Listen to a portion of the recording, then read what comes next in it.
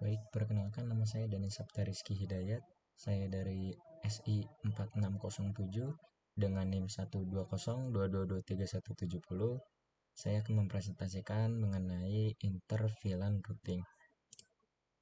Jadi, apa itu VLAN routing? Apa itu VLAN? VLAN ini digunakan untuk menghubungkan dan mensegmentasi jaringan layer 2. Kemudian untuk host di VLAN ini tidak akan bisa berkomunikasi dengan VLAN jika kecuali ada router atau switch di layer 3 untuk menyediakan layanan routing. Kemudian apa itu interVLAN? InterVLAN adalah proses penerusan lalu lintas jaringan dari satu VLAN ke VLAN lain. InterVLAN terdiri dari beberapa opsi, yaitu terdapat 3. Yang pertama itu terdapat legacy interVLAN. Routing ini merupakan teknik lama yang tidak berskala dengan baik.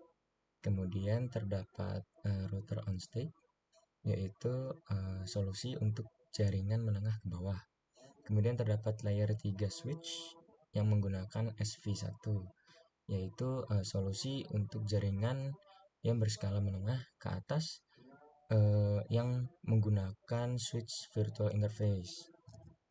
Kemudian SV1, apa itu SV1? SV1 ini dibuat untuk VLAN yang ada di switch. Kemudian SV1 ini menyediakan pemrosesan layer 3 untuk paket yang dikirim ke atau dari semua port switch dengan VLAN tersebut. Kemudian interVLAN menggunakan SV1 merupakan salah satu cara modern, yaitu dengan cara virtual.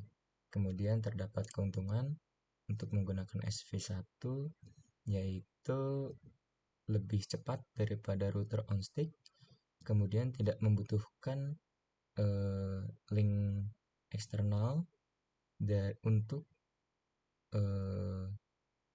dari switch dari router untuk routing.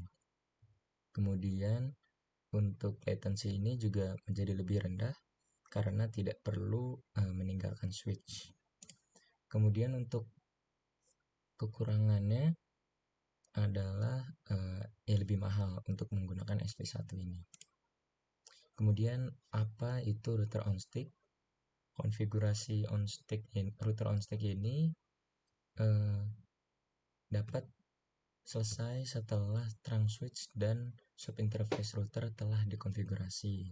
Kemudian untuk membuat subinterface ini digunakan interface ID dan subinterface ID, kemudian dapat diverifikasi melewati host, router, dan switch.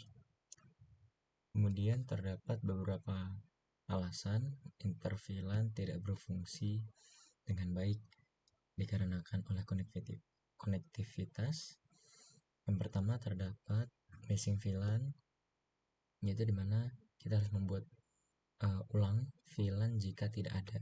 Maka dari itu kita harus memastikan port host yang ditetapkan itu ke VLAN yang benar. Kemudian terdapat switch trunk port issues, dimana kita harus memastikan trunk dikonfigurasi dengan benar. Kita juga harus memastikan apabila port adalah port trunk dan sudah diaktifkan. Kemudian kita mendapatkan switch access port issues, dimana kita harus menghubungkan VLAN yang benar. Kita juga harus memastikan port adalah port akses dan aktif. Ini switch access port issues ini dapat ditemukan jika host salah dikonfigurasi di subnet yang salah. Kemudian terdapat router configuration issues, di mana alamat IPv4 subinterface router salah dikonfigurasi. Subinterface router ini ditugaskan ke IP VLAN. Sekian presentasi dari saya. Terima kasih.